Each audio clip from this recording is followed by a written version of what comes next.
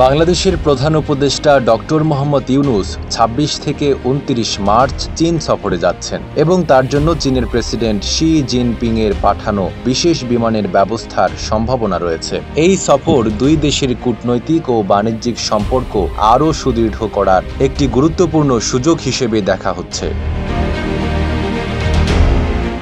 সফরের মূল আলোচনায় রাজনৈতিক সম্পর্ক, বাণিজ্য, স্বাস্থ্য, কৃষি, কানেক্টিভিটি, জ্বালানি, পানি ও প্রতিরক্ষা খাতের সহযোগিতা থাকবে। বিশেষত স্বাস্থ্য খাতে নিবিড় অংশীদারিত্ব গড়ে তুলতে উভয় দেশ আগ্রহী। বাংলাদেশ চীনের কুনমিং শহরের ৪টি হাসপাতাল বাংলাদেশি রোগীদের জন্য ব্যবহারের অনুরোধ করেছে এবং সেখানে একটি বাংলাদেশ চীন মৈত্রী হাসপাতাল স্থাপনের উদ্যোগ নেওয়া হয়েছে। এই উদ্যোগের অংশ হিসেবে প্রথম দল হিসেবে কিছু বাংলাদেশি রোগী চীনে চিকিৎসার জন্য পাঠানো হবে।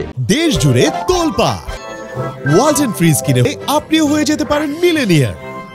একই সঙ্গে বাংলাদেশের ভেতরেও একটি বিশ্বমানের হাসপাতাল নির্মাণে চীনের সহযোগিতার বিষয়ে আলোচনা হবে। চিকিৎসা খাতে এই উদ্যোগ সহজতর করতে চট্টগ্রাম ও কুনমিং এর মধ্যে সরাসরি বিমান চলাচল শীঘ্রই শুরু করার পরিকল্পনা চলছে।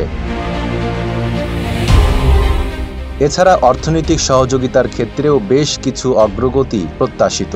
বাংলাদেশ চীনের সবচেয়ে বড় বাণিজ্যিক অংশীদারিত্বের মধ্যে একটি এবং দুই দেশ কৃষি, অবকাঠামো, জ্বালানি ও প্রযুক্তি ক্ষেত্রে যৌথ বিনিয়োগ বাড়ানোর বিষয়ে আলোচনা করবে। ২০১৬ সালে চীনের প্রেসিডেন্ট ঢাকা সফরের সময় বেল্ট অ্যান্ড রোড ইনিশিয়েটিভ এ বাংলাদেশের অংশগ্রহণ নিশ্চিত হয়েছিল। এবার বৈশ্বিক উন্নয়ন, নিরাপত্তা ও সভ্যতা সংক্রান্ত বিভিন্ন চীনা উদ্যোগে বাংলাদেশের অবস্থান নিয়েও আলোচনা হতে পারে।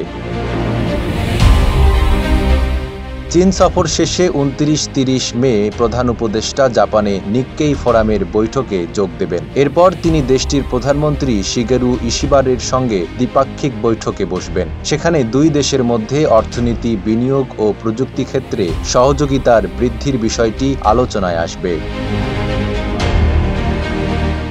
নাইম আরাবী, ঢাকা পোস্ট।